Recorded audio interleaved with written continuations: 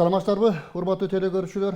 Мына биздин бүгүнкү Учурдагы программабызда сиздер менен алыстан келген биздин дарыгер враччы мынакей мейманда отурат. Алгач мен сиздерге келген меймандарды тааныштыра кетейин. Николас Ульфилд, Австралиядан келген балдар дарыгери. Ошондой эле анын котормосу Ибраева Миргүл Ашимбековна. Кош келипсиздер. Анан эми мынакей Ник Ульфилд 2014-жылдан бери мынакей биздин ушул Кыргызстанда аймагында дегендей, айрыкча мына ЫсыкКөл областынын Ак-Суу райондарында жүрүп, балдарды аякта ден соолугу начар дарылап аткан мезгилдер экен. Анан эми бул кишинин мынакей 10 жылдан ашып, 10 жылга жакын мээнеттери мынакей эмгекте бизде калып атат. Анан эми Никке суроо берели элек, биринчи өзүңүздү, аты жөнүңүздү тааныштыра кетсеңиз. Please introduce yourself. Okay, my name is Nick Woolfield. I'm a pediatrician from Australia. Бул дарыгердин аты Ник Woolfield, Австралиядан келген балдар дарыгери. And so in 2014 I started working at Ак-Суу sanatorium with Dr. Bayesh. 2014-жылдан баштап Байыш Сагыналиевич менен балдар реабилитациялык бөлүмүндө бирге иштешип баштадым эле. And we worked also with UNICEF and with GIZ on training programs at which we conducted at Ак-Суу sanatorium in 2015 and 17. Ошону менен бирдикте биз 2015 жана 2017 жылдары ЮНИСЕФ жана GIZ проектлеринин алкагында бирдикте чогулуп тренингтерди өткөрдүк эле Ак-Суу реабилитациялык бөлүмүндө. So we collected data on the children there, and that's what led to our program, which has become over a lot of the country since then. Биз Ак-Суу реабилитациялык бөлүмүндө ар бир жолдо балдарды кабыл алып көрүү кезинде алар жөнүндө маалымат топтоп отурдук элек. Ошонун натыйжасында азыркы күндөгү көйгөйдүн суроолорунун негизги булагына чыктык эле. So the data we collected on children with cerebral palsy showed that about a third of them had a form of cerebral palsy called dyskinesia, and most of that is caused because of high levels of bilirubin in the newborn period. Биз топтогон маалыматтардын негизинде бул Ак-Суу реабилитациялык бөлүмүндө жана Кыргызстан боюнча маалыматты топтодук элек. Балдардын шал болуп калып ооруу формасынын эң татаал формасы бул балдардын дискинезия формасы болуп эсептелет. Дискинезия ымыркай жаңы төрөлгөн кезиндеги эң алгачкы күндөрүндө билирубиндин деңгээли жогору көтөрүлүп кетүүнүн натыйжасында боло турган жагдай. So if the jaundice can be effectively managed in the newborn period to avoid high levels, then this brain damage, which causes the lifelong problem of dyskinesia, can be avoided completely. Муну менен эмнени айткым келет? Эгерде ымыркайлардын жаңы төрөлгөн күндөрүндөгү денесинде болуп аткан саргаюусу натыйжалуу, жакшы дарыланган болгон жагдайда жана ошону менен бирдикте билирубиндин эбегейсиз чоң көтөрүлүп кетишине тоскоолдук түзүлгөн болгон жагдайда аны фотолампанын алдында ымыркайды жаткыруу менен жетсе болот. Ошонун натыйжасында бул ымыркайлар келечекте дискинезия формасына түшүп калуу жолуна бөгөт койсо болот деп. Жана сиздер айтып атпайсызбы, саргайып кетүү депчи. Анан саргайып кетүү чындыгында кандай коркунучтар жаратат да? Like as people say, there is a jaundice, but what kind of threats may cause jaundice? Well, jaundice is normal in about 60% of newborns and 80% of prems. Саргайуу эгерде ай күнүнө жетип туулган ымыркай болсо, салмагы төп келсе, алардын 60%-ында болот. Бирок эгерде ымыркай ара төрөлүп калса, ошону менен салмагы төмөн болсо, алардын 80%-ында кездешет. And the only problem occurs if the levels get too high for too long. Бир гана ошол көйгөй жаралат. Эгерде билирубиндин деңгээли өтө жогору көтөрүлүп кетсе, ошону менен бирдикте узакка сакталып турса жогорку деңгээлде, ал мээге зыян алып коркунучун туудурат. Балдар үчүн. Ымыркайлар үчүн. And like as for newborns. Yeah, just the newborn period, in the first 2 or 3 weeks of life. Жаңы туулган ымыркайлардын төрөлгөндөн кийинки биринчи, экинчи жумасынын ичинде ошол гана кезде коркунучтуу болот. So most of the jaundice can be effectively managed with phototherapy, and that is lights in the blue-green range which can metabolize the bilirubin and get the levels down quickly. Ымыркайлардын саргайып кетүүсүн болгону эле фототерапевтик лампанын астында жаткыруунун натыйжасында эле көптөгөн саргайууну дарыласа болот. Фототерапевтик лампанын болгону эле көгүлжүн жашылтым нурунун эффективдүүлүгүнүн гана натыйжасында билирубинди эритип табигый жол менен баланын организминен бөлүп чыгарат дагы билирубиндин өсүшүнө тоскоолдук жаратат. Анан эми ошол бизде Кыргызстанда мисалы үчүн да фотолампа жетиштүү экен. How do you think? Do we have enough photolights in Kyrgyzstan? No, we don't have enough, and when we tested a lot of the lights that were here, they often didn't work at all. Жок, Кыргызстанда ушул учурда фотолампалар жетишпейт. Себептен биз Кыргызстандын жерлерине барып фотолампалардын иштеп аткандыгын атайы аспап менен текшерүүнүн өзүндө фотолампалардын негизги саны иштебей тургандыгын көрдүк. Мына сиздер тараптан мынакей бул киши мына 10 жылдан бери биякта келип иштеп атпайбы? Мырзабыз. Дарыгер мырзабыз. Анан эми ушул мисалы үчүн ушул Кыргызстанга келгенден бери мына 10 жыл болуптур. Кандай кадамдар жасалды? Кандай иштер жүздү дегенде? Dr. Nick, you've been here for more than 10 years. What kind of steps you did and what kind of activities you've done so far? Yeah. So I've done a lot of work with Dr. Bayesh at Ak-Suu. Мен Ак-Суу реабилитациялык центринде абдан көп ишти Байыш Сагналич менен жүргүздүм. And I've worked doing training with Dr. Sagan and Dr. Babajanov in Bishkek. Ошон менен бирдикте Бишкектин деңгээлинде Нурмухамед Жамалович Бабажанов менен башкы неонатолог Сагынташин Абдувалиева менен да бирдикте иштерди алып бардым. And Dr. Babajanov encouraged us to do clinics at many of the peripheral areas of Kyrgyzstan, which we've done. Нурмухамед Жамалович Бабажанов Кыргызстандын башка учу кыйрына дагы барып, балдарды жерлеринде көрүп берсеңиз деген сунуш келтирди эле. Ошонун натыйжасында ошол ишти да жүргүздүм. And what we learned from doing all those clinics was we saw the same problem. We saw children, about 35% of the children with cerebral palsy had dyskinetic CP. So it seemed that it was a national problem, not just a problem from the children we saw at Ak-Suu. Баягы балдарды, шал оорусунда балдарды жерлерине барып көргөндө, Кыргызстандын канча дубаны болсо ар биринин барганда дагы Ак-Суунун реабилитациялык бөлүмүндө дагы пайыз көрсөткүчү бирдей эле болду. Себеп дегенде Ак-Суу реабилитациялык бөлүмүндө жалпы ДЦП формасында балдардын 35% ушу саргайып дискинезия формасына түшүп калгандарды көрдүк. Ошону менен бирдикте Кыргызстандын 6 башка дубанына барганда да дал эле ушул көрсөткүчтү берди. Башкача айтканда, Кыргызстандагы шал оорусунда жалпы каралган балдардын 35% бул саргайуу көчө кесепеттин натыйжасында ошол акыбалга дуушар болуп калган көрсөткүчү го деп эсептейм. Ana mınaki işleri mına uşun menen qatar ele bizdin Mırzadagı darıgeribиz mınaki Karakoş şaharındagı төрөткана менен иштешип атпайбы негизичи? Ушуну тандап алышы. Dr. Nick, like I said, sir, being here and what led you to choose to collaborate with Karakol Maternity House? Okay. Well, when we were doing one of our clinics and doing some training, we realized that most of the hospitals didn't have enough phototherapy units. Okay. Биз баягы жерлерге барып балдарды көрүүдө дагы, анан биз окутууларды жүргүзүүнүн өзүндө дагы көптөгөн төрөтканаларда фотолампалардын жетишпестигин айкындадык. Dr. Manayev encouraged us to do some work and help at the maternity unit, but also gave us the permission to trial the first phototherapy units that we made. Манаев Токтобай Исраилович биз ушундай деп түшүндүргөндө ал айтты да, ай келгиле биздин төрөтканадан баштап көрөлүк. Силер даярдаган фотолампаңарды биздин төрөтканын ичинде алды менен текшерип иштегенин көрбөйлү деген сунуш келтирди эле. So we found the phototherapy lights worked very well and the staff said they were just great.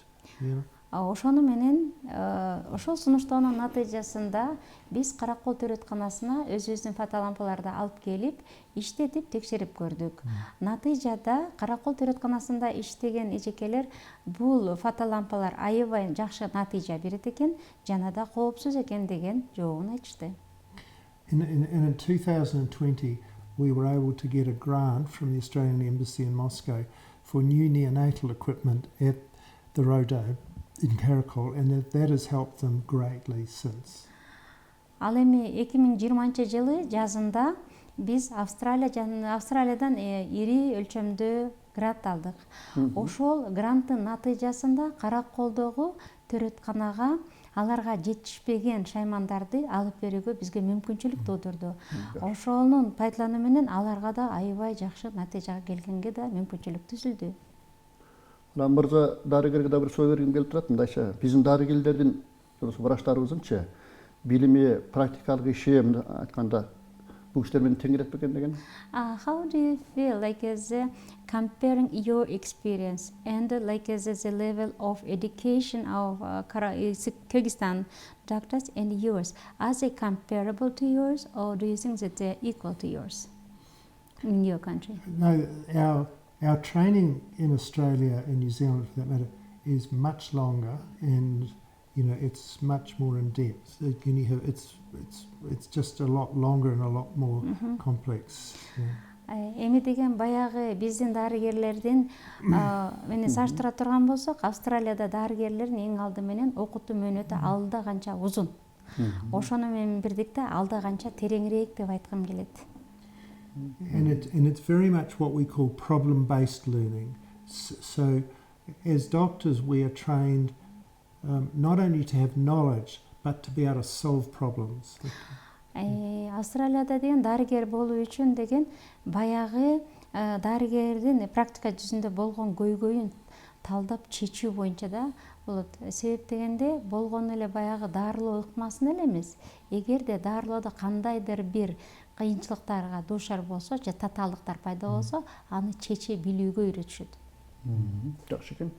Буяктан да терең билим алат экен да негизинен. Then do you mean that in Australia you have the education deeper? Yeah, it's different. It's quite different. And deeper, yes? Yeah, and deeper. Much longer. Эми бияка Кыргызстанга караганда алда канча тереңирээк, анан узагыраак. Туура, окулат.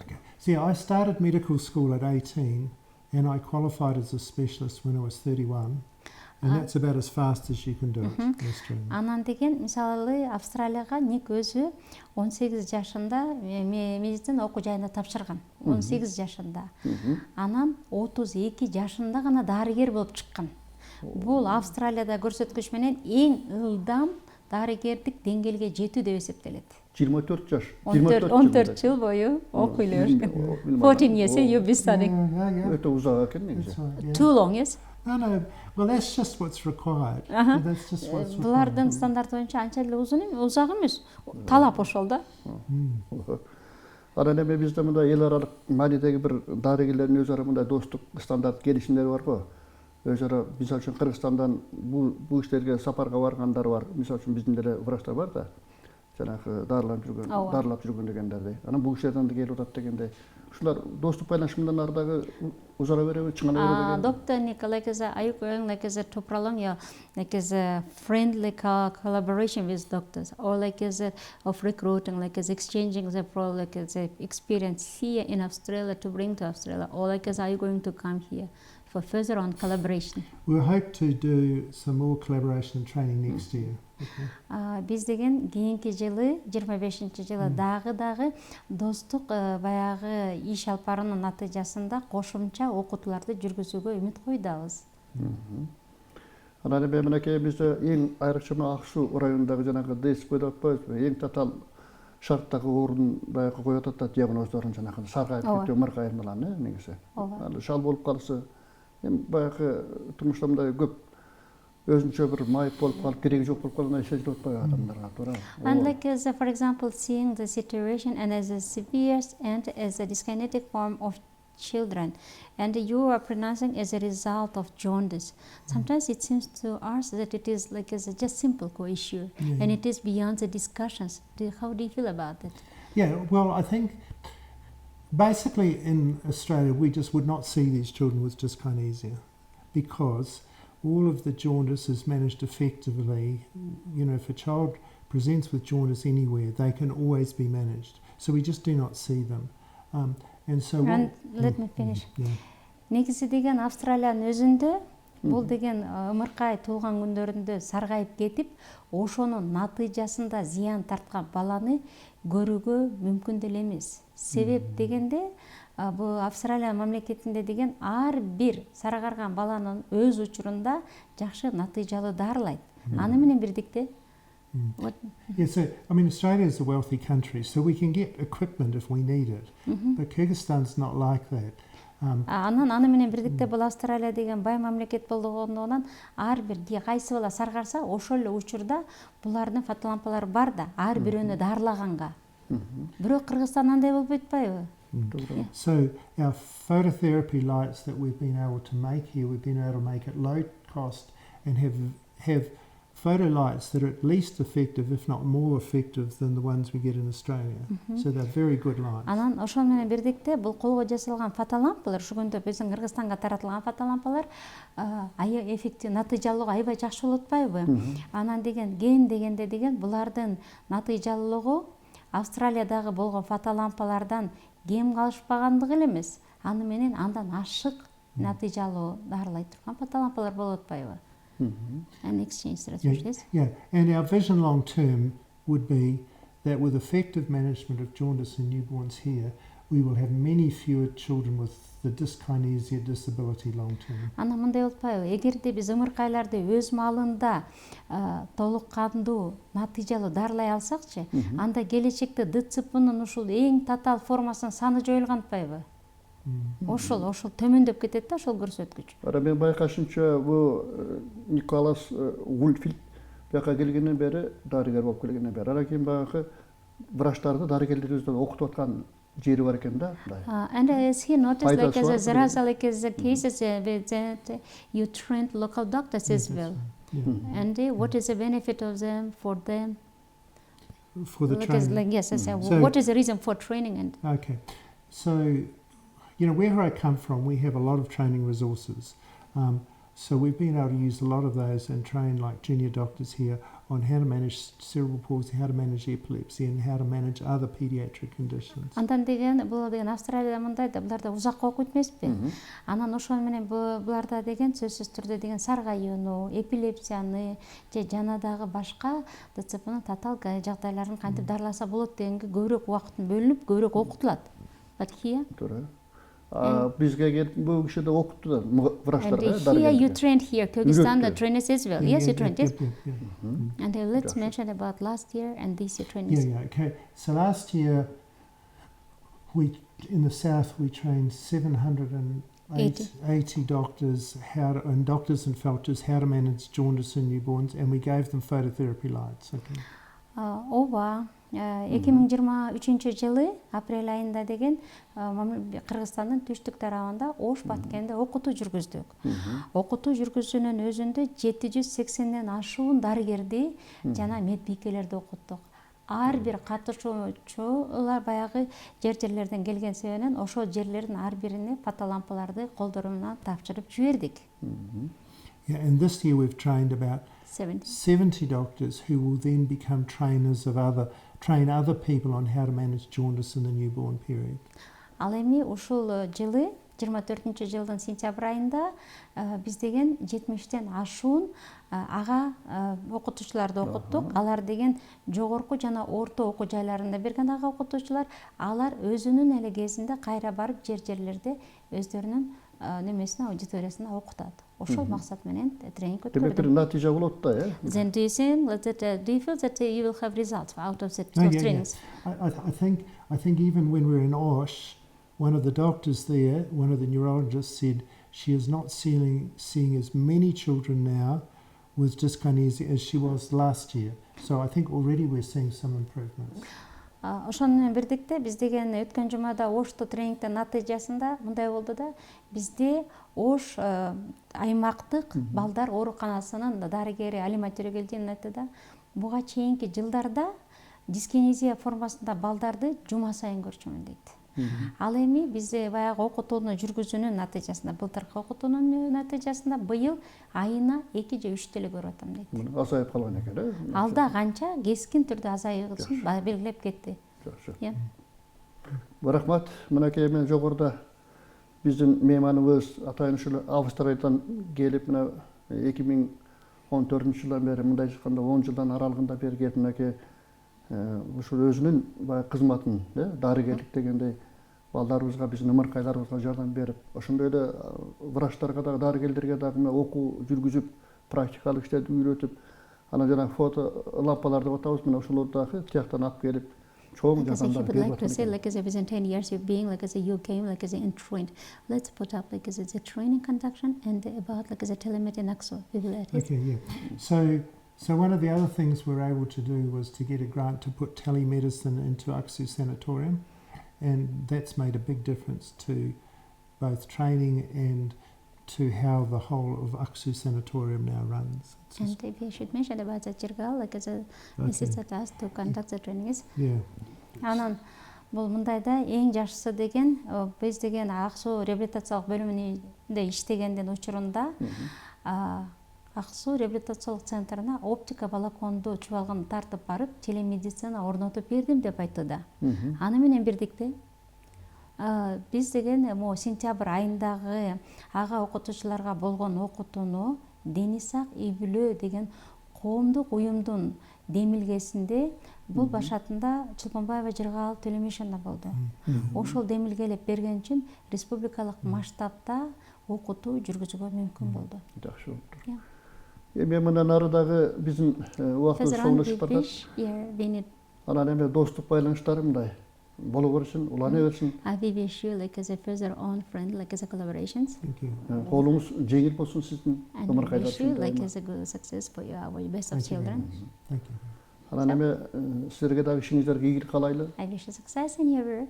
Мындан байланыш чыңалып берсин. Австралия менен Кыргызстан to strengthen the collaboration between Australia and Kyrgyzstan.